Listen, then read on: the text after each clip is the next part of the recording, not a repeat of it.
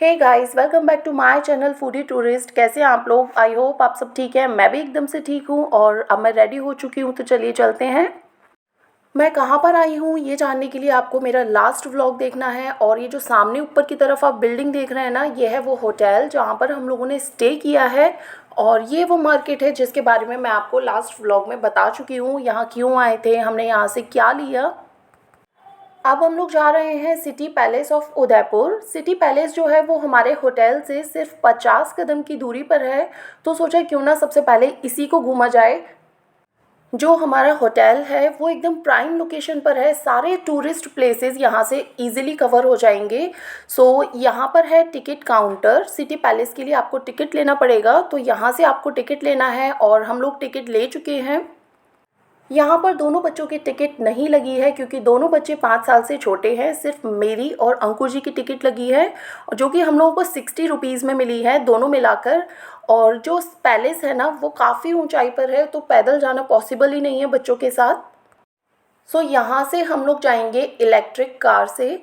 और इसके लिए अलग से टिकट काउंटर्स बने हुए हैं। तो सबसे पहले मैं यहाँ से टिकट लेती हूँ, फिर आगे चलते हैं।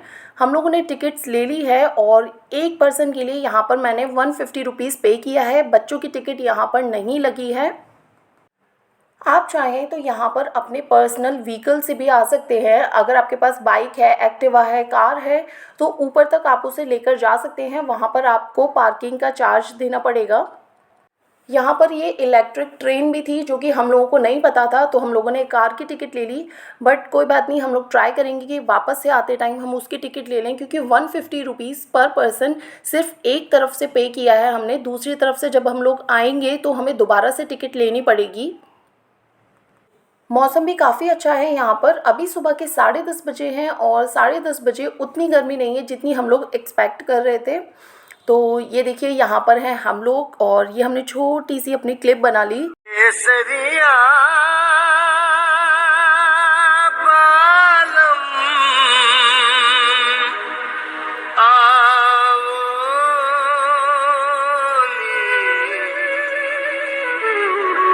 पधारो नी मारे देश रे पधारो नी मारे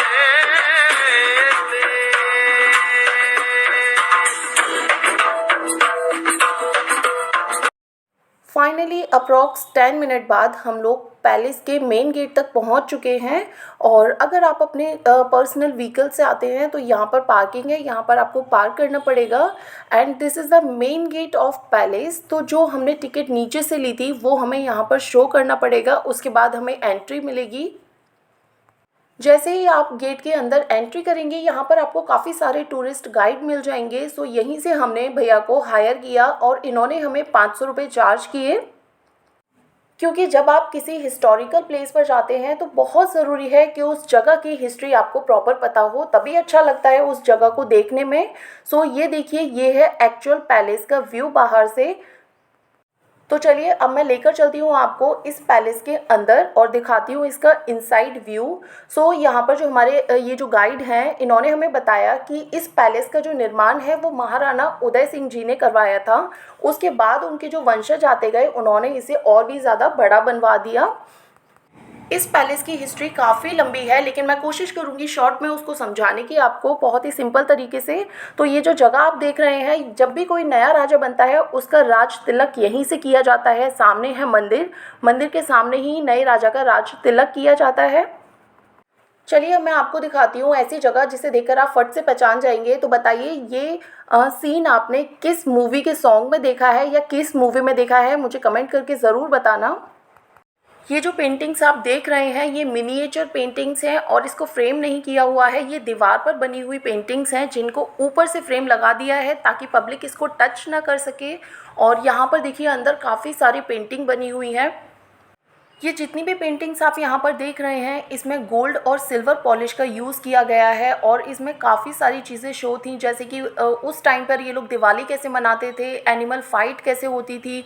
और ये जो ऊपर आप वर्क देख रहे हैं बहुत ही प्यारी आर्ट थी ये, मतलब देखने से ही दिल खुश हो गया। इसको बहुत सारी चीज़ें हैं इस पैलेस में शो करने की, लेकिन सभी इस क्लिप के अंदर नहीं हो सकती, तो मैं आपको कुछ मेन चीज़ें बताने की कोशिश कर रही हूँ।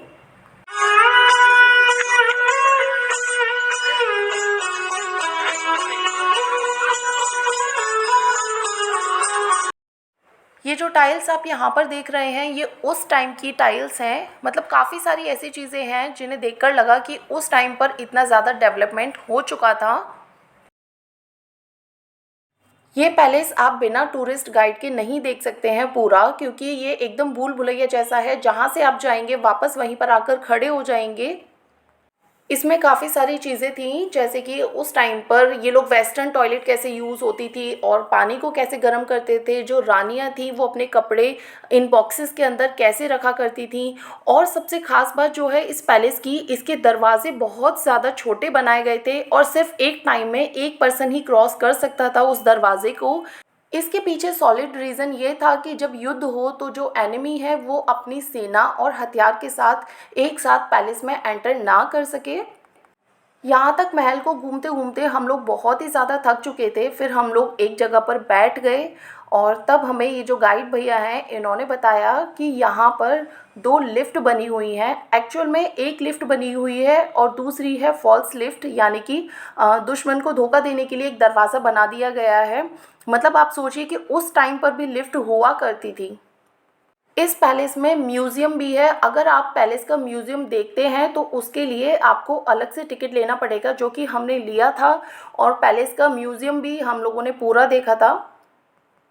इस महल में हमें घूमते घूमते अब तक लगभग 1.5 घंटा हो चुका था। बच्चे भी एकदम थक गए थे और हम लोग भी पूरी तरीके से टायर्ड हो चुके थे। तो फिर हम लोगों ने गाइड भैया को बोला कि बस अब और नहीं घूमना हम लोगों को। तो उन्होंने बोला जब आप इतनी दूर से आए हो देखने के लिए तो थोड़ा सा और बचा है उसे भी आप देखो। फिर हम लोगों ने बहुत ही हिम्मत करके पूरा पैलेस देखा और उसके बाद ये जो आप एरिया देख रहे हैं ये है महल से बाहर निकलने का एरिया। उसके बाद हम लोग गए महल के बाहर। चलिए अब मैं आप सबके साथ शेयर करती हूँ अपनी पिक्चर्स जो हम लोगों ने इस पैलेस में क्लिक की। तो सबसे पहले ये जो पिक्चर आप देख रहे हैं ये है पैलेस के बाहर वाले गार्डन का। इस पिक्चर में जो आप पीछे वाली खाली जगह देख रहे हैं यहाँ पर राजाओं के टाइम पर होली का समारोह किया जाता था। इसके बाद ये जो पिक्चर आप देख रहे हैं हमारी, इसमें जो सूरज है वो सोने से बना हुआ है और लगभग 10 किलो का ये सूरज बना हुआ है। इसके बाद हम लोगों ने पिक्चर क्लिक की बहुत ही फेमस जगह पर। पीछे वाला एरिया देखकर आप बताइए कौन सी जगह है ये। अब हम लोग बाहर निकलने वाले थे तो गेट पर थोड़ा थक गए थे, इसलिए हम लोगों ने रेस्ट किया और बच्चों के साथ हम लोगों ने पिक्चर्स क्लिक की। सो अब हम लोग वापस जा रहे हैं। अभी भी हम लोग इलेक्ट्रिक कार से जा रहे हैं। ट्रेन का हम लोग वेट नहीं कर सकते थे क्योंकि ट्रेन आने में अभी टाइम था और बच्चे पूरी तरह से थक चुके थे, तो हम लोग चल दिए इस कार के अंदर। ये जो साइड से आप पानी देख रहे हैं ये है पिचौला लेक, जो कि काफ़ी फेमस है और इस लेक के बारे में आपको मेरे नेक्स्ट व्लॉग में पता चलेगा। सो अब हम लोग पैलेस के बाहर आ चुके हैं। अब हम सब लोगों को बहुत ही ज़ोरों की भूख लगी थी, तो जैसे ही आप पैलेस से बाहर निकलेंगे सामने रोड पर आपको काफ़ी सारे फूड स्टॉल और रेस्टोरेंट दिखाई देंगे। बट हम लोगों को अभी कुछ नया ट्राई नहीं करना था क्योंकि बच्चों को भी भूख लगी थी और जब बच्चे साथ हों तो आपको बच्चों के अकॉर्डिंग ही चलना पड़ता है और मेरे बच्चे दाल रोटी ही खाते हैं।